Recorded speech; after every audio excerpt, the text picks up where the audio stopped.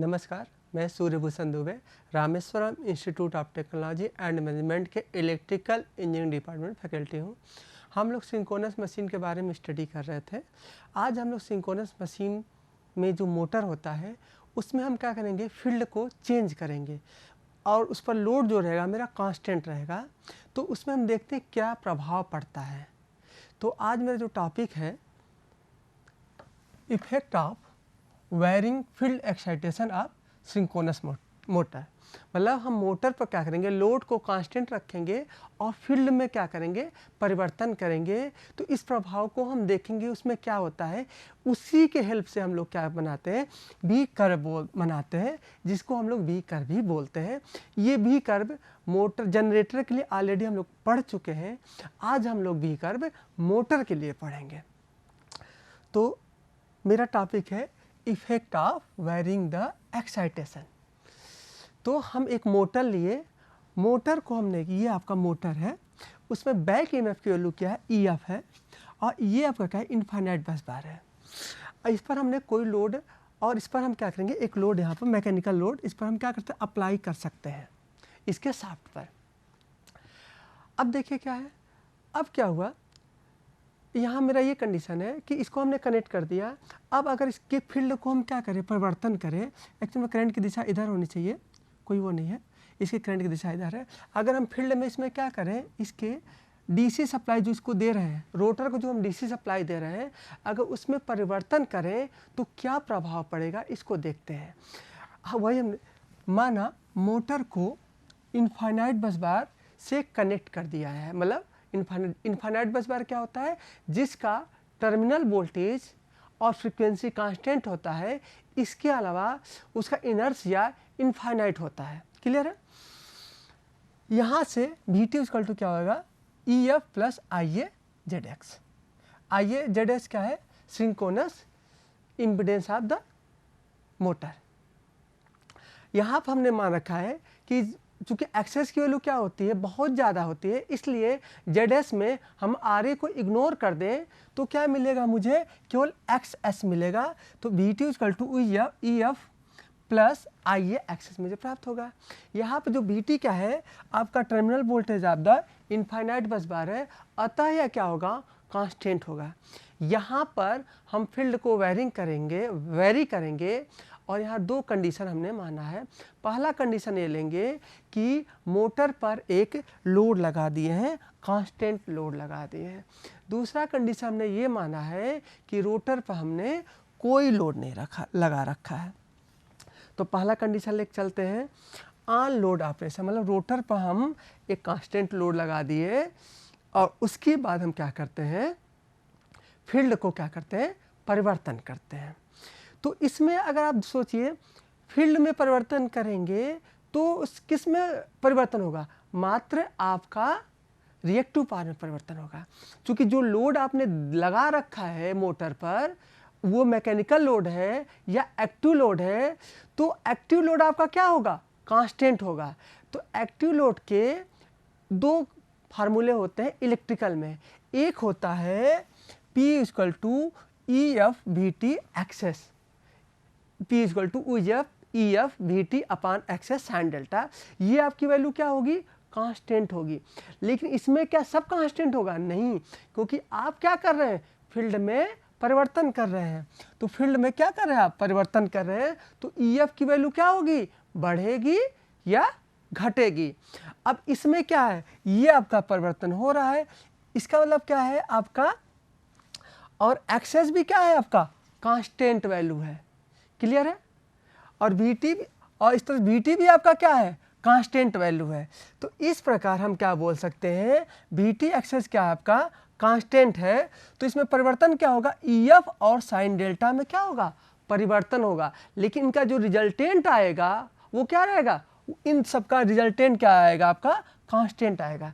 तो वही हमने लिखा, ई एफ साइन डेल्टा ये क्या होगा आपका, कांस्टेंट होगा। मतलब आप फील्ड में परिवर्तन करेंगे तो ये पूरी क्वांटिटी तो कांस्टेंट रहेगी, लेकिन इसमें ई एफ साइन डेल्टा में क्या होगा, परिवर्तन होगा। मतलब ई एफ जितना बढ़ेगा, साइन डेल्टा उतना घटेगा, जो रिजल्टेंट क्या मिलेगा आपको, कांस्टेंट मिलेगा, क्योंकि आपने जो लोड लगा रखा है वो भी क्या है, कांस्टेंट है। तो एक कंडीशन हमको मिली, EF साइन डेल्टा को कांस्टेंट रखना है।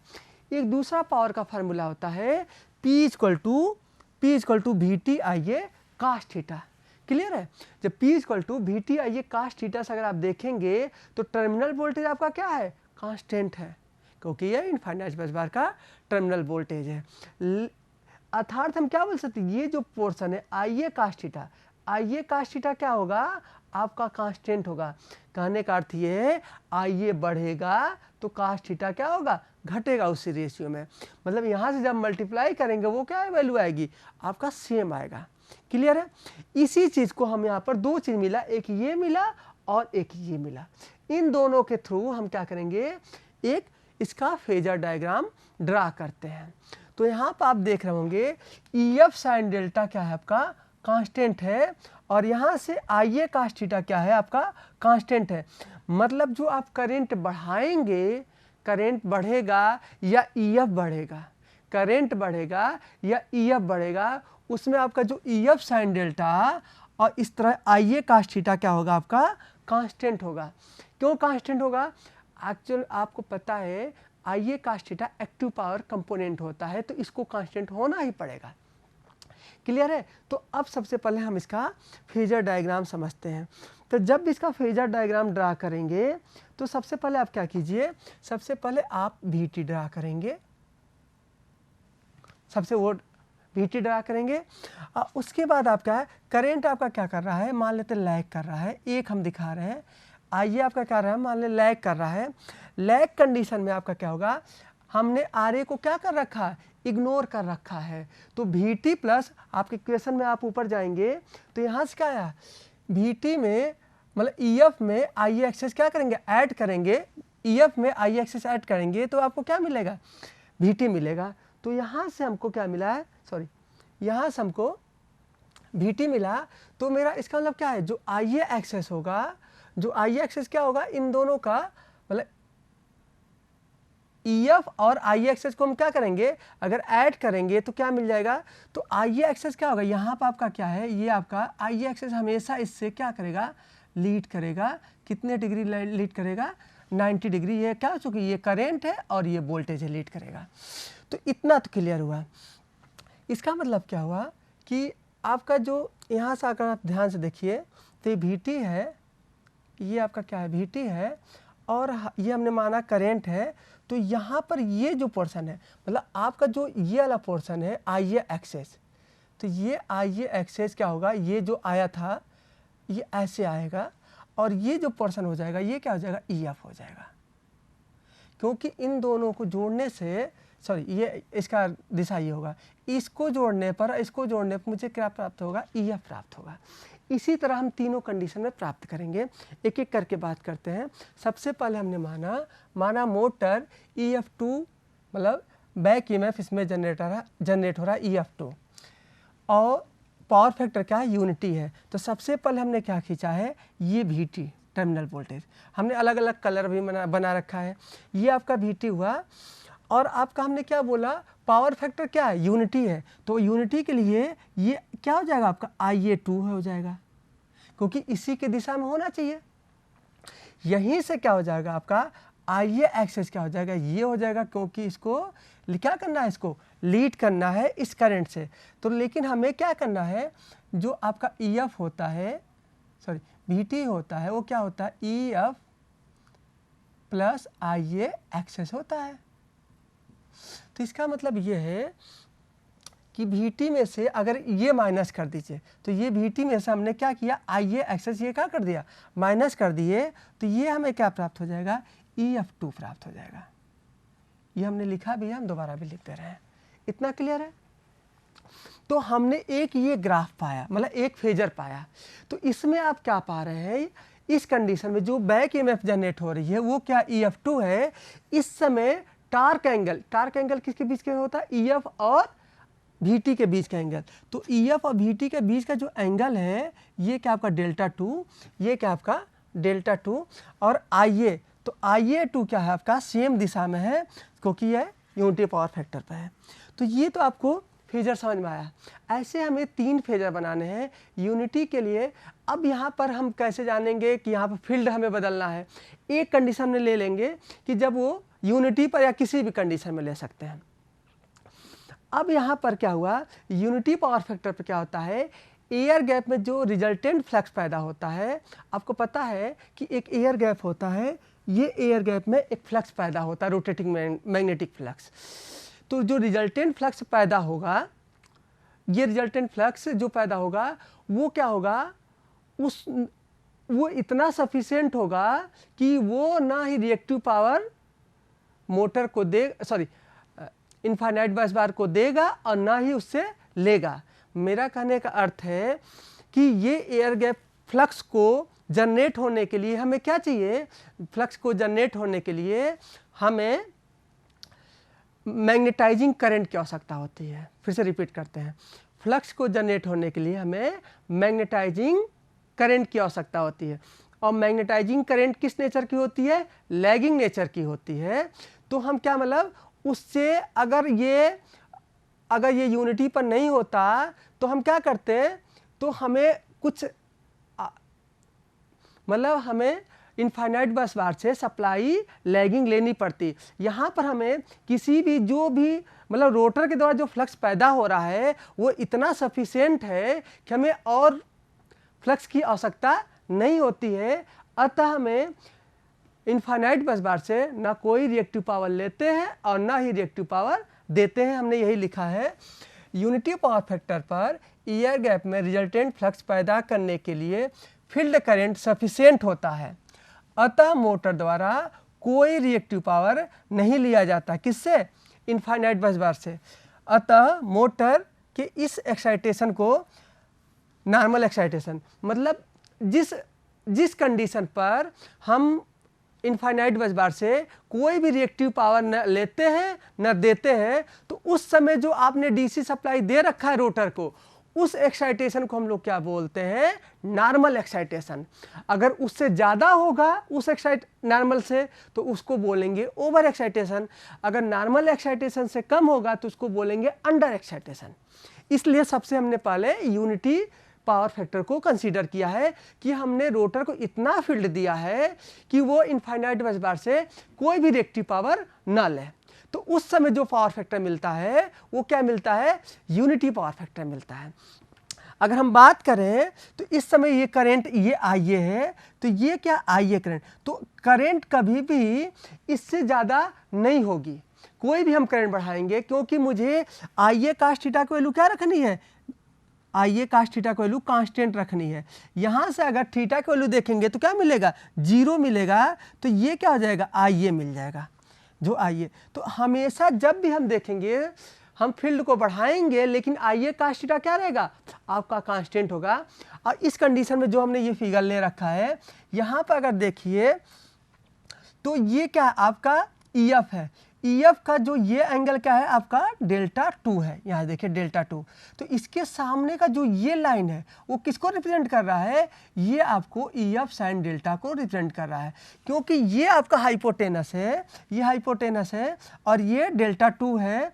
तो सामने का जो एंगल होता है वो क्या होता है, साइन का फैक्टर होता है। तो ये क्या है, आपका ईएफ और साइन फैक्टर, मतलब साइन डेल्टा 2। तो हम कुछ भी करेंगे, हम फील्ड को बढ़ाएंगे या घटाएंगे, तो मुझे ये दो चीज़ आपको क्या मिलेगा, ये करंट और ये पोर्शन, मतलब ये आपका क्या मिलेगा, आपका कांस्टेंट मिलेगा। देखते हैं नेक्स्ट स्टेज पर हम बात करते हैं, यदि मोटर को क्या कर दिया जाए, ओवर एक्साइटेशन। मेरा कहने का अर्थ है कि अब मोटर में जो आप नॉर्मल एक्साइटेशन पर फील्ड दे रहे थे उससे ज़्यादा फील्ड आप देने लगे। क्लियर है, मतलब सपोज दैट आप नॉर्मल पर क्या दे रहे थे, 10 वेबर का फ्लक्स दे रहे थे, अब आप कितने वेबर का फ्लक्स दे रहे हैं, 15 दे रहे हैं। तो ये क्या हो गया, ओवर एक्साइटेशन हो गया।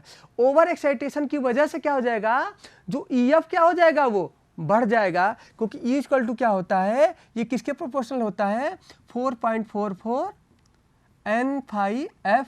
तो ये फ्लक्स की क्या होता है, प्रोपोर्शनल होता है, मतलब ई क्या हो जाएगा आपका उसी रेशियो में बढ़ जाएगा। तो यहाँ से पहले क्या था, पहले आपका ये था, अब ये क्या हो जाएगा, ये आप कंडीशन देखिए, ये वाली कंडीशन, ये F3 वाली, अब ये क्या हो जाएगा, ये F2 यहाँ से बढ़ करके यहाँ हो जाएगा। अब जो यहाँ बढ़ जाएगा तो इसकी वैल्यू जो आप मिलाएंगे इसको, क्योंकि ये मुझे इसी के बीच में रहना है, इसकी लाइन इसी के बीच में रहना है, अदरवाइज अगर बढ़ाएंगे तो ये क्या हो जाएगा, आपका EF साइन डेल्टा की वैल्यू भी क्या हो जाएगी, बदल जाएगी। इसलिए हमेशा EF जो होगा वो इसी दो लाइन के बीच में होगा। अब यहाँ से अगर आप देखेंगे तो ये आपका ये क्या हो गया, EF आ गया, तो ये क्या हो गया, IA3 एक्सेस हो जाएगा। ये IA3 क्या है, ये हमेशा इससे करंट से क्या होना चाहिए, 90 डिग्री लीड करना चाहिए, अर्थात करंट किधर आ जाएगा, इस साइड पर आ जाएगा। मतलब जो टर्मिनल पहले करंट क्या था, ये था, अब ये करंट क्या हो जाएगा, पहले यूनिटी पर था तो करंट ऑटोमेटिक क्या हो गया, लीडिंग पर चला गया। आपने केवल फील्ड बढ़ाया, फील्ड बढ़ने की वजह से ये क्या F2 क्या हो गया, F3 के EF3 के क्या हो गया, बराबर हो गया। तो आपका क्या हो गया, अब एंगल जो था पहले डेल्टा 2 था, अब क्या हो जाएगा, पहले डेल्टा 2 था, अब ये क्या हो जाएगा, डेल्टा 3 हो जाएगा। मतलब एंगल भी क्या हो गया, कम हो गया। क्लियर है। देखिए क्योंकि EF साइन डेल्टा की वैल्यू क्या रखनी है, कांस्टेंट रखनी है।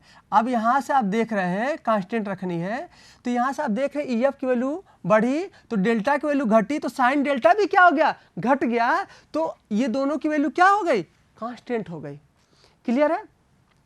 इसी प्रकार अगर आपसे ध्यान से देंगे, अब ये जो करंट था, ये करंट था, इसका जब कोसाइन एंगल लेंगे तो इसके दिशा में लेंगे, वो क्या आएगा, इसके दिशा में लेंगे तो IA3 cos थीटा आ जाएगा, क्योंकि ये क्या आ जाएगा, इसका कोसाइन एंगल ये आपका आ जाएगा। तो वो किसके बराबर है, IA2 के बराबर है। क्लियर है। वही चीज हमने लिखा है, ओवर एक्साइटेड करने पर EF2 का मान बढ़ करके F3 के बराबर, पावर फैक्टर क्या हो जाएगा, लीडिंग हो जाएगा, क्योंकि आपने देखा अब पहले से क्या होगा, लीडिंग हो गया, और टार्क एंगल क्या हो जाएगा, वो क्या होगा, डेल्टा 3 मतलब ये क्या हो गया आपका, कम हो गया, डेल्टा 3 आपका कम हो जाएगा, और ये क्या हो जाएगा, बढ़ जाएगा, जिससे EF साइन डेल्टा की वैल्यू क्या आएगी, आपकी कांस्टेंट आएगी। अब देखिए जो आर्मेचर करंट था, ये तो यहाँ बढ़ गया, लेकिन इसका जो कोसाइन एंगल मतलब एक्टिव करंट क्या है, वो अभी भी वही रहेगा, क्योंकि आप यहाँ से देख सकते हैं, क्योंकि आपने बोला IA cos थीटा, तो IA cos थीटा की वैल्यू जब निकालेंगे तो ये क्या होगा, IA तो बढ़ा, लेकिन cos थीटा की वैल्यू, थीटा की वैल्यू क्या हो गई, 0 से बढ़ेगी, तो ये क्या हो जाएगी, ये कम हो जाएगी और ये बढ़ गई। तो रिजल्टेंट क्या आएगा आपका, IA cos थीटा कांस्टेंट मिलेगा। क्लियर है। तो तीसरा कंडीशन अब क्या लेंगे, अब तीसरा कंडीशन हमने ये लेंगे, नहीं अब उसी पर हम लोग बात करते हैं। आपने लीडिंग पावर फैक्टर किया था, तो लीडिंग पावर फैक्टर करने से एयर गैप में जो फ्लक्स था वो क्या हो जाएगा, बढ़ जाएगा। फिर से समझिए, नॉर्मल एक्साइटेशन में एयर गैप में फ्लक्स क्या था, सफिशिएंट था, मतलब न ज़्यादा था न कम था। ओवर एक्साइट करेंगे तो एयर गैप में फ्लक्स क्या हो जाएंगे, बढ़ जाएंगे, जबकि आपको जो टर्मिनल वोल्टेज क्या रखना है, कांस्टेंट रखना है। अतः आप उसमें जो एयर गैप बढ़ा है उसको क्या करना चाहेंगे, न्यूट्रलाइज करना चाहेंगे। तो आपको क्या चाहिए, कौन सा करंट चाहिए, डीमैग्नेटाइजिंग करंट की आवश्यकता पड़ेगी। आपको पता है मैग्नेटाइजिंग करंट के लिए कौन सी पावर की आवश्यकता होती है, मैग्नेटाइजिंग करंट के लिए हमें रिएक्टिव पावर की आवश्यकता होती है। तो डीमैग्नेटाइजिंग के लिए हमें कौन सी पावर की आवश्यकता पड़ेगी, लीडिंग रिएक्टिव पावर की आवश्यकता पड़ेगी। फिर से क्लियर करें। पहली बात, इसमें एयर गैप में क्या होगा, रिजल्टेंट फ्लक्स क्या हो जाएगा, बढ़ जाएगा, इसमें कोई डाउट नहीं है। तो मतलब रिजल्टेंट फ्लक्स क्या हो गया, बढ़ गया, इसमें कोई दिक्कत नहीं है। अब ये जो एक्स्ट्रा फ्लक्स था उसको आप क्या करेंगे, न्यूट्रलाइज करेंगे। तो न्यूट्रलाइज करने के लिए आपको डीमैग्नेटाइजिंग करंट चाहिए। क्लियर है। तो डीमैग्नेटाइजिंग करंट चाहिए, ठीक मान लिया, लेकिन आपको मैग्नेटाइजिंग करंट अगर चाहते हैं, जैसे आप ट्रांसफार्मर में जाइए, तो मैग्नेटाइजिंग करंट के लिए आपको कौन से पावर की आवश्यकता होती है, मैग्नेटाइजिंग करंट के लिए मतलब आई म्यू के लिए हमें लैगिंग पावर की आवश्यकता होती है। तो डीमैग्नेटाइजिंग के लिए आपको कौन सी पावर की आवश्यकता होगी, लीडिंग पावर की आवश्यकता होगी, मतलब लीडिंग रिएक्टिव पावर की आवश्यकता होती है। वही हमने लिखा है, न्यूट्रलाइज के लिए डीमैग्नेटाइजिंग करंट की आवश्यकता होती है, अतः आर्मेचर इनफाइनाइट बस बार से लीडिंग रिएक्टिव पावर लेगा। मतलब ये क्या करेगा, लीडिंग रिएक्टिव पावर लेगा। ये कौन लेता है, कंडेंसर इस तरह से लेता है। इस प्रकार हम क्या बोल सकते हैं, अतः मोटर डायनेमिक सिंक्रोनस कंडेंसर की तरह कार्य करेगा। डायनेमिक क्यों लिखे हैं, क्योंकि इसके फील्ड को परिवर्तन करके आप क्या कर सकते हैं, इसमें कंडेंसर को कम और ज़्यादा कर सकते हैं। नेक्स्ट पॉइंट, अब बात करते हैं अंडर एक्साइटेशन। मतलब जो नॉर्मल एक्साइटेशन पर जितना फील्ड आपने दिया था उससे थोड़ा सा आप कम दीजिए फील्ड को। मतलब आप नॉर्मल पर 10 वेबर दिए थे, ओवर पर 15 दिए थे, आप अंडर पर क्या कीजिए 5 वेबर दीजिए। जब 5 वेबर देंगे तो EF की वैल्यू क्या हो जाएगी, अब नॉर्मल से घट जाएगी। मतलब जो पहले नॉर्मल था EF2 था, अब वो क्या हो जाएगा, घट करके। और देखिए पहले आपका क्या था, ये क्या था, नॉर्मल एक्साइटेशन पर था, अब अंडर एक्साइटेशन पर क्या हो जाएगा, ये छोटी सी हो गई। देखिए ये EF2 अब छोटी सी हो गई। छोटी से हो जाने की वजह से EF साइन डेल्टा की वैल्यू क्या रखना है, आपको कांस्टेंट रखना है। तो EF छोटा हो गया तो साइन डेल्टा की वैल्यू क्या होनी चाहिए, बढ़ जानी चाहिए।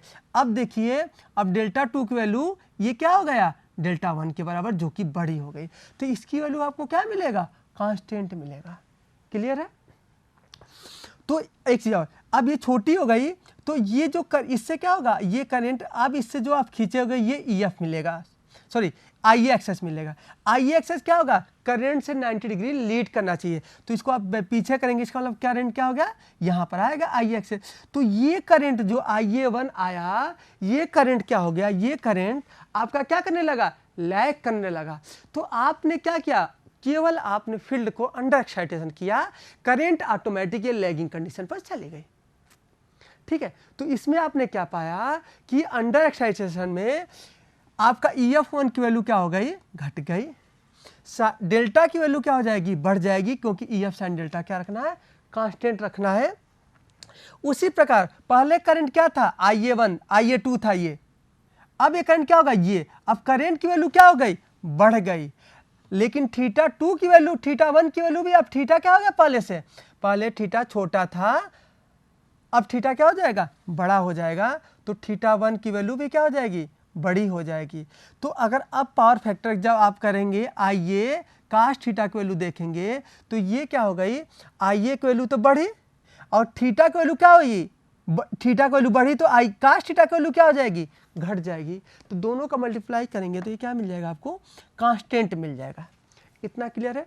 तो यहाँ से आपने मात्र क्या किया, केवल आपने फील्ड को कम किया। फील्ड को कम करने से ही क्या हो गया, ये आपका अंडर एक्साइटेशन में आया, अंडर एक्साइटेशन कंडीशन पर ये क्या हो गया, लैगिंग पर चला गया। तो यहाँ से जो यूनिटी था, यहाँ तक हम इसको बोलते हैं नॉर्मल एक्साइटेशन। इसके अंदर जो भी EF आएगा वो क्या होगा, अंडर एक्साइटेशन, और इससे ज़्यादा जो EF जाएगा उसको बोलेंगे ओवर एक्साइटेशन। क्लियर है। तो ये आपका क्या होगा, पूरा अंडर एक्साइटेशन, ये क्या हो गया, ओवर एक्साइटेशन। और ये जो लाइन जो यूनिटी पावर फैक्टर का था, ये क्या होगा, नॉर्मल एक्साइटेशन। इतना क्लियर है। अब हम बात करते हैं लैगिंग पर क्या हुआ। लैगिंग की कंडीशन पर आपने फील्ड को क्या कर दिया था, कम कर दिया था। फील्ड को कम करने की वजह से क्या हो गया था, एयर गैप में रिजल्टेंट फ्लक्स की वैल्यू कम हो गई। मतलब एयर गैप में फ्लक्स क्या हो गई, डिफिशियंसी हो गई, कमी आ गई। तो इस कमी को पूरा करने के लिए क्या चाहिए, और फ्लक्स चाहिए। तो और फ्लक्स के लिए आप क्या करेंगे, मैग्नेटाइजिंग करंट की आवश्यकता पड़ेगी। तो मैग्नेटाइजिंग करंट, ट्रांसफार्मर में ध्यान दीजिए, मैग्नेटाइजिंग करंट किस पावर से मिलता है, तो वो लैगिंग पावर से मिलता है। तो हम क्या करेंगे, इनफाइनाइट बस बार से लैगिंग पावर क्या करेंगे, लेंगे। क्लियर है आपको, कोई डाउट तो नहीं ना। अतः मोटर डायनेमिक इंडक्टर की तरह क्या करेगी, बिहेव करेगी। पूरा क्लियर है। क्योंकि डायनेमिक इंडक्टर इसलिए करेंगे क्योंकि ये जितना ज्यादा इसका फील्ड को क्या करेंगे, आप कम करेंगे, ये इंडक्टर की तरह कार्य करने लगेगा। अब हम बात करते हैं इस सब की हेल्प से हम क्या बनाएंगे, वी कर्व। आपने ये पाया था, ध्यान से देखिए, कि जितना ज़्यादा सबसे ज़्यादा करंट, सबसे कम करंट कब था, यूनिटी पावर फैक्टर। तो यूनिटी पावर फैक्टर क्या था आपका, ये आपका IA2। तो IA2 में ये क्या आपका यूनिटी पावर फैक्टर, जैसे से आप फील्ड को बढ़ा रहे हैं, फील्ड को बढ़ाएंगे या घटाएंगे, करंट क्या होती जा रही है, बढ़ती जा रही है। तो आप क्या इधर देखिए, अगर हम बात करें इस ओवर एक्साइटेशन की बात करें तो ओवर एक्साइटेशन में क्या है, मतलब इससे ऊपर जो फील्ड जाएगी तो करंट इधर जाएगा, तो करंट इधर आपका क्या होगा, ओवर एक्साइटेशन आएगा, इधर क्या आएगा आपका ओवर एक्साइटेशन जोन मिलेगा, क्योंकि यहाँ पर EF क्या होती जा रही है, बढ़ती जा रही है। और अगर हम बात करें इस वाले कंडीशन में, तो इस वाले कंडीशन में आपका क्या है, ये छोटे छोटे वाले आएंगे, तो ये क्या हो जाएगा आपका अंडर एक्साइटेशन, ये क्या आ जाएगा इधर से आपका अंडर एक्साइटेशन। तो आपने ये पाया कि अंडर एक्साइटेशन पर ये क्या होगा, लैगिंग पावर फैक्टर की तरह काम करेगा, और ओवर एक्साइटेशन पर लीडिंग पावर फैक्टर की तरह काम करेगा, और नॉर्मल एक्साइटेशन पर वो यूनिटी पावर फैक्टर की तरह काम करेगा, जिस पर करंट क्या होगा, आर्मेचर करंट सबसे कम होगा। आप लोग बी कर्व जानते हैं, ये फील्ड करंट और IA के बीच में खींचा जाता है, ये बताना, ये पहले हम बता भी चुके हैं। तो इस तरह से हम क्या प्राप्त करेंगे, भी कर्व प्राप्त करेंगे। अब हम बात करते हैं आइडियल सिंक्रोनस मोटर की बात करते हैं। तो आइडियल सिंक्रोनस मोटर की बात करते हैं तो इसका मतलब उसमें जो लॉसेज होंगे वो क्या होंगे, जीरो होंगे, इसमें तो कोई दिक्कत नहीं है। तो हमने मान लिया ये एट नो लोड कंडीशन ले लिया। अब आपने क्या किया कि उसको यूनिटी पावर फैक्टर पे लिया, यूनिटी पावर फैक्टर पे क्या होगा, उसको आपने इन्फाइनाइट बस बार से कनेक्ट कर दिया, तो इस समय EF और VT की वैल्यू क्या होंगी, बराबर होंगी, क्योंकि उसमें कोई लॉसेज नहीं ले रहा हो रहा है, तो वो कोई करंट भी नहीं लेगा।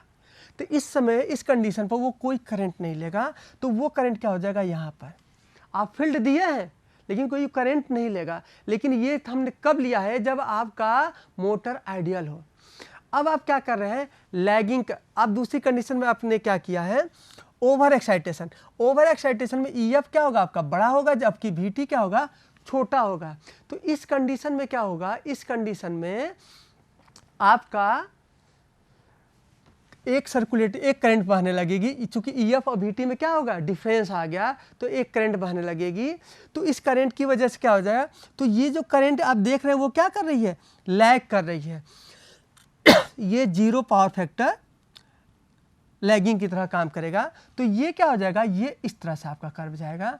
और इसमें आप देखने, आपने क्या किया, लीड, ये ओवर एक्साइटेशन था, ओवर एक्साइटेशन में गलत लिख दिए, ओवर एक्साइटेशन में क्या है, ये कैपेसिटर की तरह काम करेगा, क्योंकि ये IA क्या कर रहा है, लीड कर रहा है, हम ब्लैक बोल दिए थे, ये IA आपका क्या कर रहा है, लीड कर रहा है, अतः ये कर्व ये वाला होगा। अब बात करते हैं अंडर एक्साइटेशन में। अंडर एक्साइटेशन में क्या होगा, VT बड़ा होगा, तो VT बड़ा होगा तो VT यहाँ तक है और EF इतनी है, तो इसमें क्या होंगे, इन दोनों को, तो इस कंडीशन में आपका क्या आया, करंट जो आया वो क्या कर गया, लैग कर गया। तो लैग करने का मतलब ये ग्राफ इधर चला गया। तो ये आपका क्या है, यूनिटी पावर फैक्टर है, क्योंकि आपका मशीन क्या है, लॉसलेस है, इसलिए यहाँ पर आर्मेचर करंट क्या हो जाएगा, जीरो हो जाएगा। अब नेक्स्ट बात करते हैं कि इसमें कंक्लूजन क्या निकला, कि कंक्लूजन ये निकला कि real component IA1, IA2, IA3 क्या होंगे, हमेशा बराबर, मतलब इनके एक्टिव कंपोनेंट हमेशा बराबर होंगे, जो कि हम पहले ही देख चुके हैं।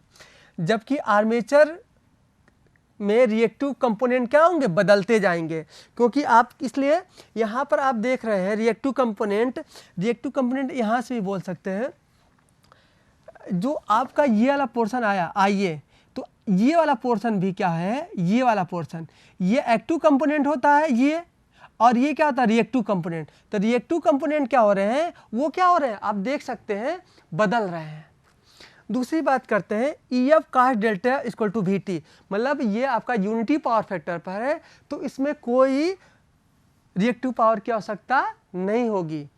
इस कंडीशन में क्या होगा, जब आपका ओवर एक्साइटेशन, ओवर नहीं होगा, ये आपका EF की वैल्यू जब बड़ी होती है, ये गलत लिखा गया है, EF की वैल्यू जब बड़ी होगी तो ये कंडीशन, तो ये कंडीशन होगा, तो ये का ओवर एक्साइटेशन होगा। ओवर एक्साइटेशन में ये लीडिंग रिएक्टिव पावर क्या करेगा, लेगा, और इस वाले कंडीशन में क्या होगा, ये आपका छोटा होगा, और इस समय वो क्या करेगा, अंडर एक्साइटेशन वो क्या करेगा, लैगी रिएक्टिव पावर लेगा यहाँ पर। वहाँ पर लीडिंग ले रहा था, यहाँ पर लैगिंग लेगा। यूनिटी पावर फैक्टर पर आर्मेचर करंट का मान क्या होगा, सबसे कम होगा, जो कि हम यहाँ से देख सकते हैं। अब बात करते हैं नेक्स्ट की, पावर फैक्टर आप मतलब पावर फैक्टर कैसे इम्प्रूव करेंगे। तो यहाँ पर आपने देखा एक इंडक्शन मोटर है, यहाँ से आप kilowatt active power reactive power दोनों ले रहे हैं। यहाँ से आपने ओवर एक्साइटेड सिंक्रोनस मशीन लगा दिया, तो ये लगाने से क्या हुआ, ये क्या करने लगा, लैगिंग केवीआर देने लगा। अभी हमने वहाँ लिखे थे कि वो लैगिंग पावर क्या देने लगेगा, क्योंकि वो रिएक्टिव लेता है। यहाँ पर हमने देखिए, यहाँ पर हमने लिखा था कि ये लीडिंग रिएक्टिव पावर लेगा। तो इसका मतलब ये क्या है, लैगिंग केवीआर क्या करेगा, इसको देगा। तो इसको लैगिंग केवीआर ये खुद देने लगा, तो इससे जो केवीआर ले रहा था उससे अब क्या करने लगेगा, अब कम लेने लगेगा।